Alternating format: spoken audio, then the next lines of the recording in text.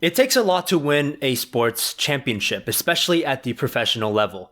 It requires hard work, cooperation, cohesion, and a little bit of luck. Yes, I said luck. Every NBA championship team has gotten lucky in one way or another. But that's of course not to diminish the good decisions and internal factors that contributed to the accomplishment. When it comes to the NBA, I like to think about the championship team structure in this way. You can divide up the responsibilities on an NBA team into three main branches: the front office or general manager, the coaching staff, and the players. The GM or front office is responsible for assembling the most competent group of coaches and players, while taking into consideration the direction the franchise is headed towards in the future. The coaching staff is responsible for making the best out of the players. And the players are responsible for, well, they're responsible for playing. Collectively, these three branches work together to bring a championship to their city. Now in this video, I want to focus on the GM branch and talk about a really interesting concept surrounding how championship teams come together via contracts that are signed in the NBA.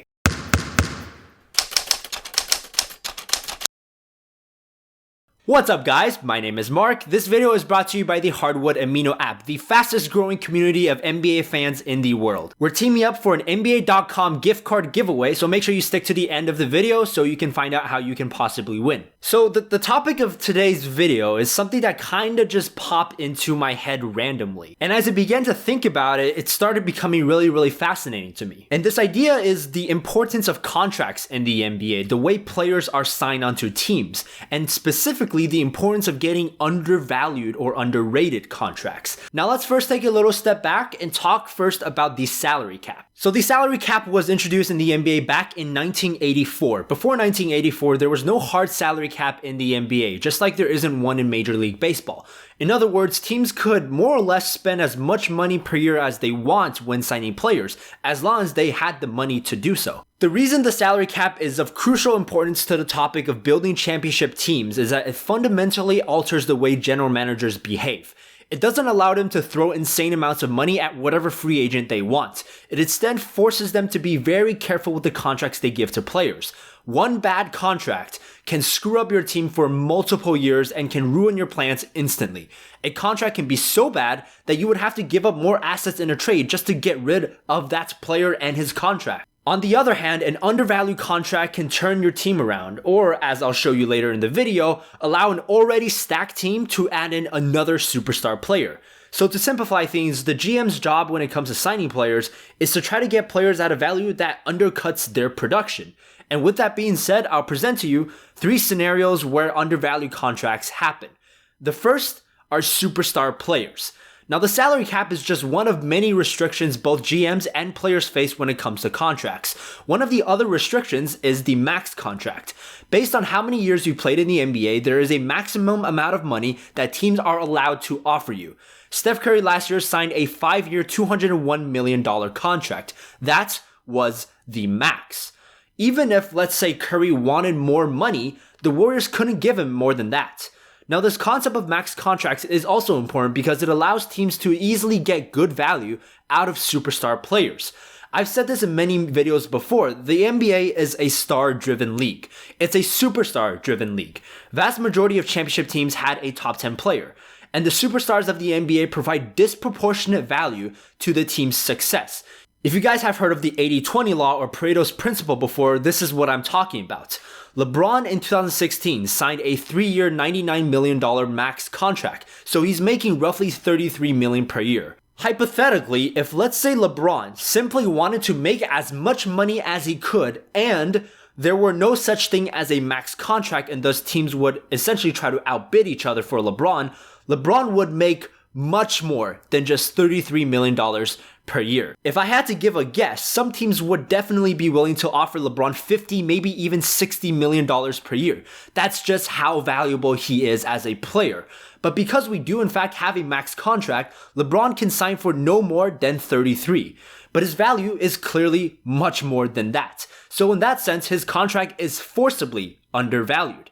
Anthony Davis making just $23.8 million per year as part of his max contract That's also clearly less than he would make in a hypothetically free market. This is of course not to say that all max contracts are undervalued. Bradley Beal is also making roughly $23.8 million per year, which seems more or less on par with his production. His teammate, however, Otto Porter, making $24.8 million per year, is likely a little bit overvalued. Same thing goes with Carmelo, making $26 million per year.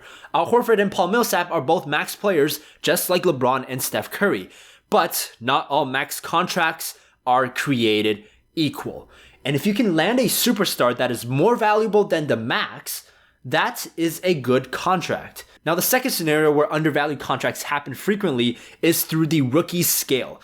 When you get drafted in the NBA, you signed a fixed contract to the team that drafted you. The amount of years and money in that contract depends on which round you were drafted in as well as your draft position. Markelle Fultz, the first pick of the 2017 draft, is making roughly $5.8 million this year, while the 13th pick, Donovan Mitchell, is making about $2.1 million this year.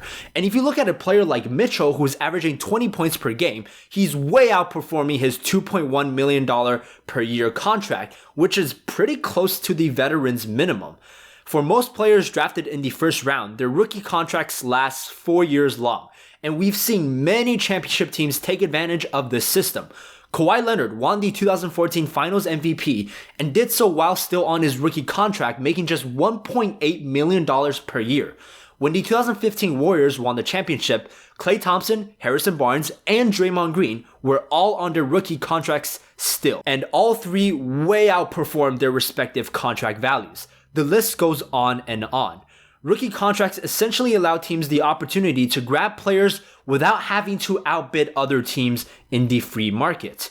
In fact, the rookie contract also offers the team many advantages for keeping the player after his first contract is up. But before it does go up, rookie contracts can be incredibly undervalued. Even number one overall picks who make as much money as a rookie can possibly make. In that sense, the rookie max contract is also undervalued. Now, the third and final scenario is when a team simply gets a player on a cheaper deal than that player should have gone. And this is where you separate the good contract negotiations from the bad ones. Now, there's a couple types of undervalued contracts that would fall into this category.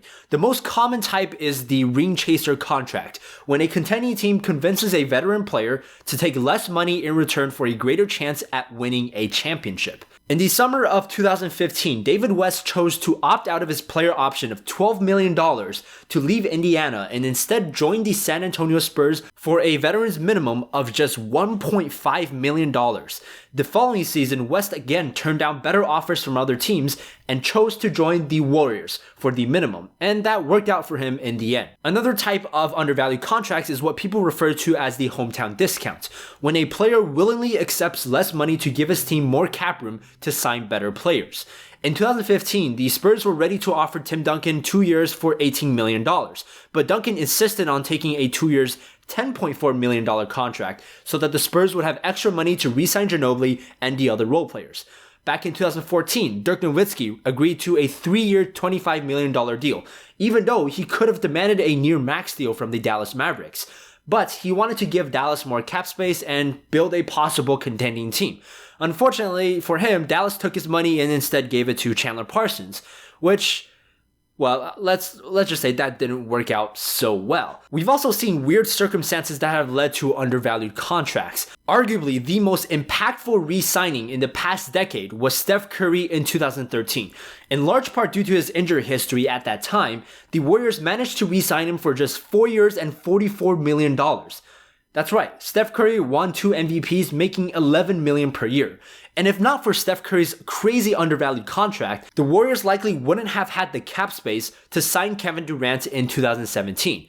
After they won a championship together, Kevin Durant returned the favor by taking a pay cut himself and letting Steph sign an NBA record 5-year $201 million contract with the Warriors. Isaiah Thomas signing for just 4 years $27 million back in 2014 allowed the Celtics in 2017 to grab the first seed while paying their all-star player just $7 million.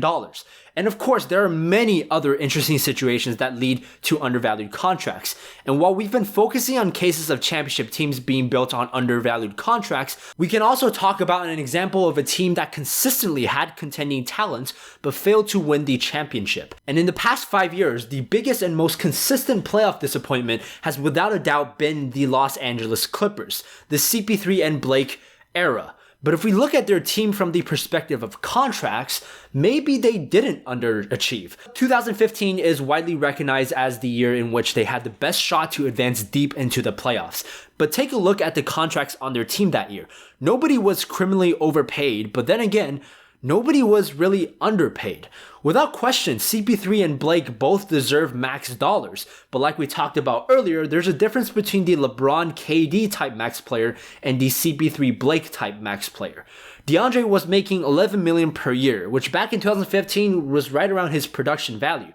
Redick and Crawford were solid role players that were getting paid like solid role players. Same thing goes with everyone else. Obviously, the players still choked a 3-1 lead against the Rockets in the second round of the 2015 playoffs.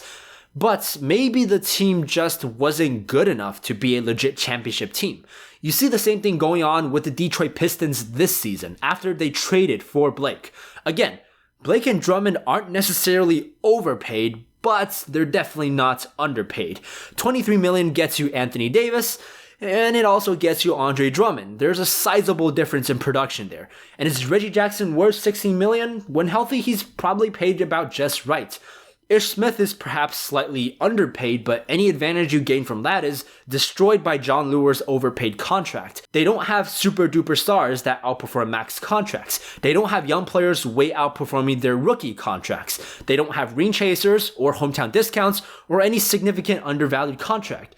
The result? They have a mediocre team. NBA contracts go far beyond the scope of what I've just talked about in this video. We haven't even touched upon the difference between the soft cap and the hard cap, the luxury tax line, how do luxury taxes work. All the complexities would probably require 100 YouTube videos to explain and discuss properly. And of course, as long as you guys are interested in this kind of stuff, then I'm more than happy to keep making videos like these. Maybe stuff like this doesn't interest you as much as it interests me, but I hope this video at least provided some interesting perspective on NBA team building from the general manager's perspective. Alright, now before I let you go, like I talked about in the beginning of this video, I want to let you know a way in which you can win an NBA.com gift card giveaway sponsored by Hardwood Amino. So here's how it's gonna work. You can go on the Hardwood Amino app, you can write up a post. It can be any type of post, a quiz, a poll, a blog, as long as it's something that you at least put some thought and effort into. And at the end of your post, put the hashtag MDJ giveaway. The hashtag MDJ giveaway at the end of the post, and then the staff members in Hardwood Amino will randomly pick out winners to give away gift cards. And if you don't know what Hardwood Amino is, it's an app where you go on there and it's a ton of really cool basketball content. And it's all user-generated content, meaning that it's all written by people just like you. And in there, you'll find a really cool community. There's a big social element to it as well. You can interact with people in different chat rooms. So if you haven't already, just go and check out Hardwood Amino. Just give it a shot. I think you might find it really, really interesting. But with that being said, that's all I have for today's video. Appreciate you guys watching, and I'll see you next time.